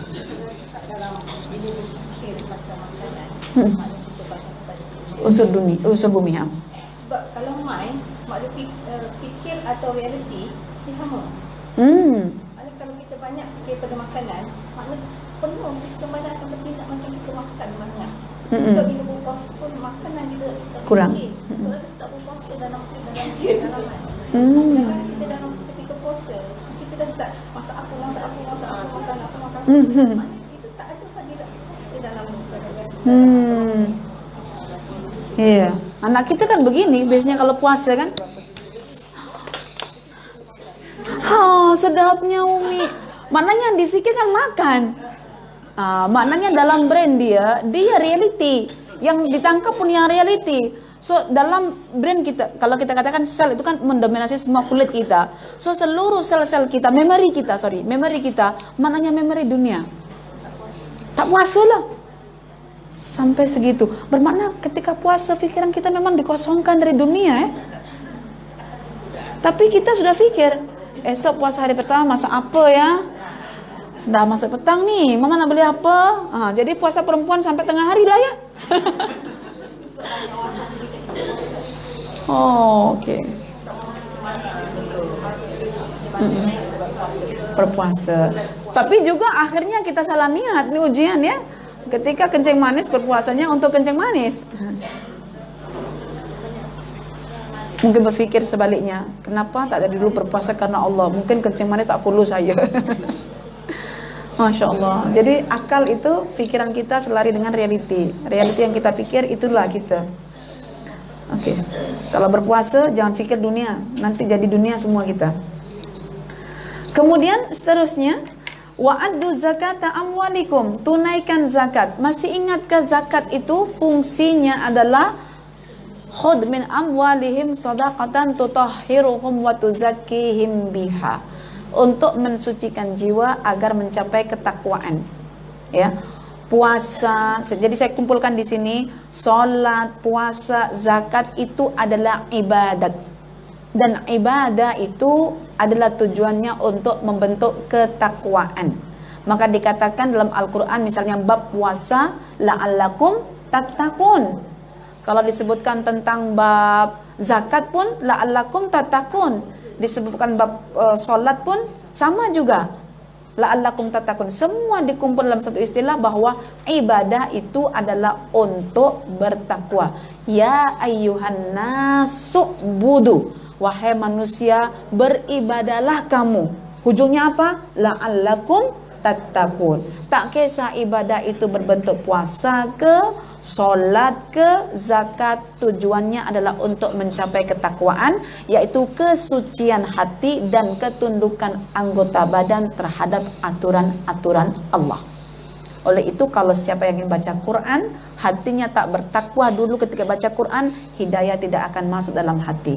Maka sebaik-baik orang yang berinteraksi dengan Al-Quran dimulakan dengan hati yang bersih, yang suci, yang reda, maka petunjuk di sebalik Al-Quran itu akan masuk menempati bekas yang telah kita sediakan, yaitu hati yang suci. Jangan cuma fikir, oh mau baca Quran kena ambil air wudu. Air wudu itu kepentingan zahir. Kalau kepentingan zahir sangat ditentukan dan diperkirakan, diutamakan dalam perbahasan fiqh, apatah lagi keutamaan kebersihan hati. Yang hatilah raja kita yang mengontrol syahwat kita. Ya, jadi itu mesti ditafsirkan secara ulang. Artinya apa? Tahara itu taharatul jasad wa taharatul qalb. Ketakwaan hati, ketakwaan jasad, dan ketakwaan anggota badan untuk menunaikan perintah-perintah Allah. Terakhir, wa'ati'u umara'akum, dan mentaati perintah. Mengapa demikian? Rasulullah SAW ketika memimpin jamaah ya al-Islam ya umat Islam di Madinah, status Rasulullah adalah sebagai sebagai amir, sebagai al-imam, sebagai pemimpin, ketua, kepala negara. Sehingga apa? Sehingga dikatakan sebagai ketua, dia akan mencapai kemaslahatan untuk rakyatnya. Karena itu negara di Madinah disebut negara sivil ya, yang mementingkan urusan rakyat dalam segi kemaslahatan. Tak kisah yang duduk kat situ tuh orang kafir, kafir zimmi yang dilindungi dengan bayar pajak jizyah, ataukah muslim. Dua-duanya diperhatikan oleh Rasulullah. Maka kalau ada orang kafir zimmi disakiti, dia boleh mengadu ke Rasulullah. Maka selepas Rasulullah ada khalifah-khalifah, lepas khalifah ada amir-amir. Semuanya selagi mentaati perintah Allah untuk menegakkan yang namanya kemaslahatan untuk manusia, maka taatilah mereka. Dan mentaati mereka itu masuk dalam bab perintah yang hukumnya wajib. Ya, wa ati'u umara'akum ya. Dan selepas itu Rasulullah memberikan satu reward. Siapa yang telah menunaikan 4 perkara ini, tadkhulu jannata rabbikum, dia akan masuk surga Tuhanmu. Bukan tadkhulu jannatallah, tetapi tadkhulu jannata rabbikum, artinya Rabb itu sudah memiliki kesan dialah Tuhan yang mengatur urusan kita, sehingga kalau kita patuh dengan urusannya, kita boleh menempati surga yang telah diaturnya, diciptakan, dibinakan untuk kita. Tadkhulu jannata rabbikum. So ini aplikasi praktis tentang takwa. Dan seterusnya satu hadis lagi. Tak ini ya, tak banyak sangat. An Abi Dzar Jundub bin Junada wa Abi Abdurrahman Ma'adh bin Jabal radhiyallahu anhuma an Rasulillah sallallahu alaihi wasallam qala ittaqillaha haitsuma kunt wa atbi'is sayyi'atal hasanah tamhuha wa khaliqin nasa bi khuluqin hasanin. Okey, ini hadis yang kalau kita terjemahkan, diminta oleh Allah kita ini bertakwa haitsuma kunt, dimanapun kita berada. So, dekat pasar, kita keluarkan takwa kat pasar. Dekat kelas, takwa kat kelas. Dekat masjid, takwa kat masjid. Dekat kereta, takwa kat kereta. Sampai saya katakan kepada suami saya, drive kereta pun kena takwa. Jangan main-main. Ittaqillaha. Dan ittaqillaha bukan begini, ittaqillaha fis shalah waz zakah was siyam. Tidak. Tapi ittaqillaha haitsuma kunt, dimanapun Anda berada, selari dengan nafas kita yang keluar tuh, yang kembang kempis, itu kena ada takwa.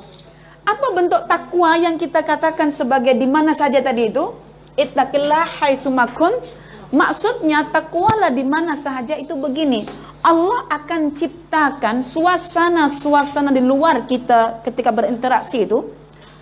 Ada model-model orang yang beremosi, ada model-model orang yang maksudnya ya, yang menyakiti kita, sehingga semua itu ditakdirkan oleh Allah. Bukti ditakdirkan, kita tak pernah meminta, ya Allah aku nak keluar, aku nak jumpa orang yang jahat, tak pernah. Tapi jumpa orang yang emosinya lebih, marahnya luar biasa sehingga menjati kita. Disitulah puan-puan kita dikatakan wa atbi'is sayyi'atal hasanata tamhuha. Kalau ada orang jahat kat kamu, itu pendidikanku untukmu wahai soleha. Kamu akan keluar jumpa orang yang sudah bersalah, tak tahu dirinya salah lagi, banyak masalah lagi. Apa? Atbi'is sayyi'atal hasanah. Engkau layan keburukannya itu dengan kebaikan, karena itulah takwa kamu. Apa tujuan saya membalasi kebaikan dengan keburukan? Keburukan dengan kebaikan. Supaya kebaikan yang pernah kamu usahakan itu satu ketika akan dipadam oleh Allah, dan yang kedua tidak akan berlaku permusuhan. Orang yang bermusuhan itu kalau dia jahat kita jahati. Kalau kita baiki dia berpikir lagi. Ya. Wa atbi'is sayyi'atal hasanah. Jadi ada dua. Sayyi'ah orang lain kat saya baiki, atau saya dah berbuat jahat, saya tutup dengan saya punya kebaikan. Ada dua maknanya. Tamhuha. Dan terakhir dikatakan wa khaliqin nasa bihulukin. Masya Allah, ini berat makna ini. Hasanin. Hulukin hasanin. Dan pergaulilah dan berakhlaklah kepada manusia dengan pergaulan atau dengan akhlak yang baik. Baik dipandang mata iya, baik yang tak ternampak oleh mata pun iya. Baik luar, baik dalam. Sebab itu ada orang baik luarnya, dalamnya terpaksa dan marah-marah. Begitu. Ini nak hasan itu dua, yang nampak tak nampak itu hasan. Kalau husna itu kebanyakan kepada sesuatu yang tak nampak secara mata. Macam kita merasakan keindahan Allah, zatnya Allah tak nampak, tetapi boleh kita rasa. Tapi kalau manusia, dua-dua kena baik. Bihulukin hasanin. Pergaulilah manusia dengan pergaulan yang baik. Pergaulan yang baik itu yang macam mana? Pergaulan yang baik itu pergaulan yang diasaskan oleh kita punya ma'rifatullah, di mana kita mencontoh sifat-sifat Allah. Daripada kita kenal sifat Allah yang membuat kita terpukau, Masya Allah, Allahu Akbar, bertukarlah menjadi yang namanya akhlak bagi kita. Dan akhlak ini bila kita lakukan satu amal kebaikan continue tanpa fikir panjang, disebutlah akhlak. Dan akhlak ini hasilan daripada usaha kita untuk mencontoh sifat Allah, yang asal kita punya adalah tabiat. Ya, jadi kita punya tabiat kita tu teruk sangat. Bakhil ia, tergesa-gesa ia, marah pun ia, zalim pun ia, bodoh pun ia, semua kita ada. Doluman jahula, sudah zalim jahil lagi, ya. Semua yang teruk-teruk ada bersama kita, sehingga bila kita mengenal sifat-sifat Allah, kita mencontohinya, jadilah kita orang berakhlak. So Rasulullah perintahkan wa khaliqin nas, bermakna kenalilah Allah itu sehingga kamu boleh berakhlak. Kalau kita tak kenal Allah, tak boleh berakhlak, perempuan. Karena itu ada orang misalnya berakhlak baik, tapi asasnya bukan karena Allah, tak jadi akhlak itu. Wa khaliqin nas, kenalilah sifat-sifat Allah, contohilah sifat Allah itu sehingga menjadi akhlak, dan berakhlaklah kamu kepada manusia dengan akhlak yang baik. Maka akhlak yang sempurna itu terletak pada usaha kita untuk mewujudkan apa yang telah kita fahami dalam nama-nama Allah secara praktis dalam kehidupan kita sehari-hari. Imam Al-Ghazali mengatakan bahwa kesempurnaan akhlak dan kebahagiaan seseorang tertakluk kepada usaha dia untuk mewujudkan pemahaman dia tentang nama-nama Allah dalam kehidupan dia secara praktis. Itu namanya orang yang sempurna dan bahagia hidupnya. Kan? Pelik ya? Wa khaliqin nas, dan berakhlaklah kamu kepada manusia. Sementara akhlak itu pembentukan baru. Yang lama namanya tabiat. Kalau diminta berakhlak, diminta kenal Allah. Kalau kenal Allah, barulah kita mencontoh. Bila mencontoh namanya akhlak. Bila berakhlak, Rasul perintahkan wa khaliqin nas. Dengan apa? Khuluqin hasanin. Manusia berakhlak dengan akhlak yang hasan. Kalau Allah namanya al-husna. Karena Allah zatnya tak nampak. Kalau kita nampak pakai hasan. Oke? Jadi khas ya.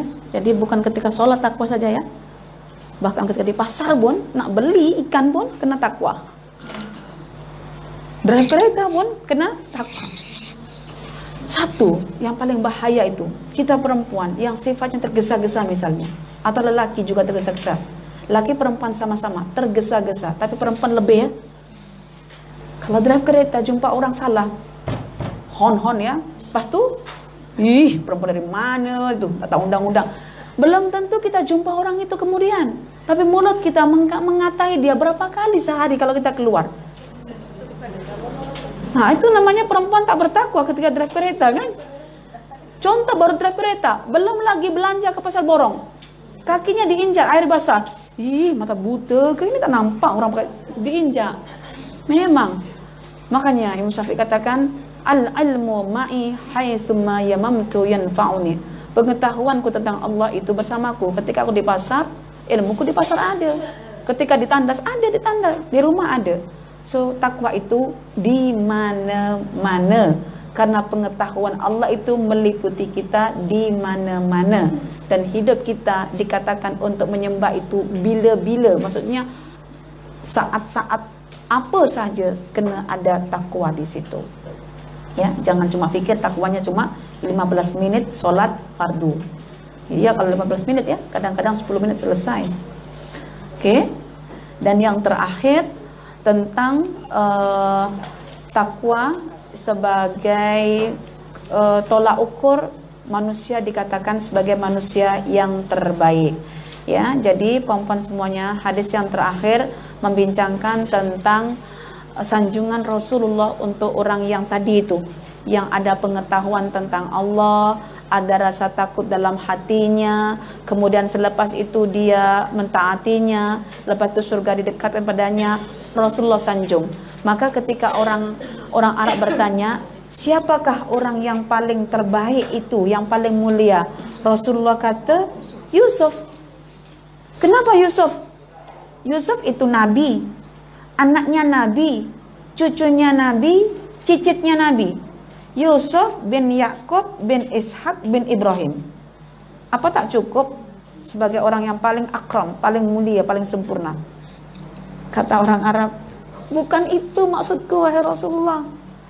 Kalau takwa sifat, takwa manusianya Yusuf nabi, bukan. Saya nak tanya takwa itu maksudnya dalam lingkungan kita. Kata Rasulullah, oh kalian maksudnya.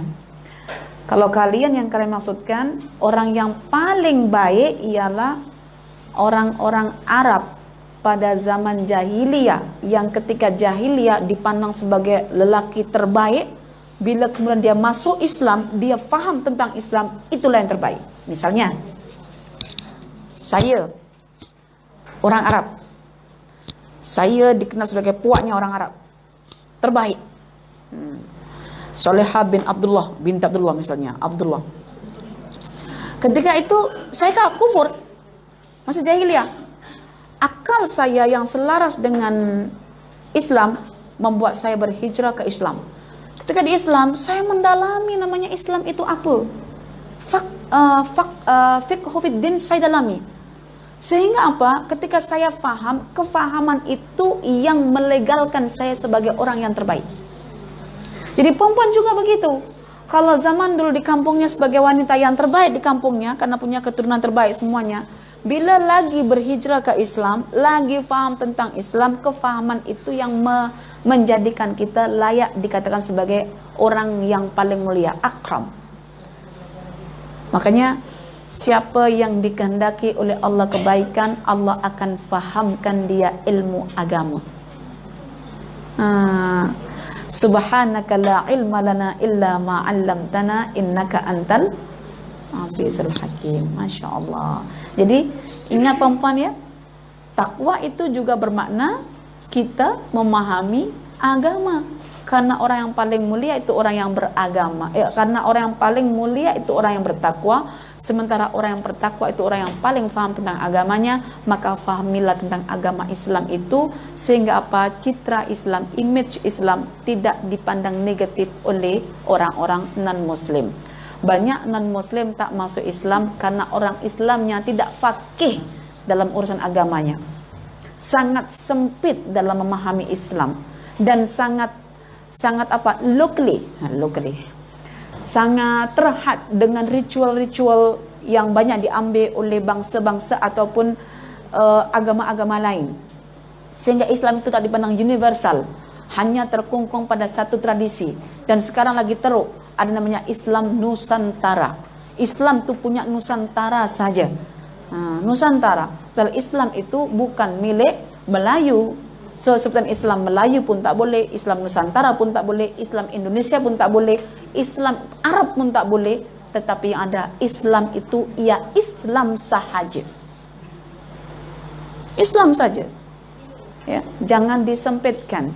Kalau Islam Nusantara, orang Arab kena tunduk patuh pada orang Nusantara. So, orang Arab datang tak boleh sebarkan Islam Arab nantinya. Jadi ada Islam Nusantara, ada Islam Arab, ada Islam Yaman, ada Islam Syria. Masing-masing ikut tradisi. So, sumber rujukan bukan syariat akhirnya, bukan Quran, tapi tradisi mereka. Macam mana itu? Tak boleh bersatu. Maka jangan rosak image Islam. Ya, Islam ya. Sekali lagi berdoa pada Allah seperti mana yang didoakan Rasulullah untuk Ibn Abbas, Allahumma faqihu fid din wa 'allimhu ta'wil. Boleh Allahumma faqihni fid din wa 'allimni ta'wil. Ya Allah, faqihkan aku dalam urusan agamaku dan bagi aku kemampuan untuk mentakwilkan segala sesuatu, ilmu. Dan ialah hadis Nabi mengatakan faqihun wahidun asyaddu 'ala syaitan min alfi 'abidin. Satu orang yang fakih tentang agamanya, yang faham tentang agamanya, lebih susah dipesongkan oleh syaitan berbanding 1000 ahli ibadah. 1000 ahli ibadah tak ada ilmu, paling mudah dipesongkan syaitan. Tapi satu orang yang fakih fiddin tidak mudah dipesongkan syaitan, maka dialah akramun nas, orang yang paling mulia. Maka muliakan diri dengan ilmu, jangan jemu-jemu menuntut ilmu, khususnya ilmu Al-Quran dan As-Sunnah. Okey, ada soalan? Tak ada? Dah cukup ya? Ada tambahan? Tak ada? Alhamdulillah. Wa aqulu qawli hadha wa astaghfirullah li wa lakum. Subhanakallahumma wa bihamdika asyhadu an la ilaha illa anta astaghfiruka wa atubu ilaik. Wal asri innal insana lafi khusr illa alladhina amanu wa amilus solihat wa tawassaw bil haqqi wa tawassaw bis sabri wa sallallahu ala sayidina Muhammadin wa ala alihi wa ashabihi wa sallam walhamdulillahi rabbil alamin. Wassalamu alaikum warahmatullahi wabarakatuh.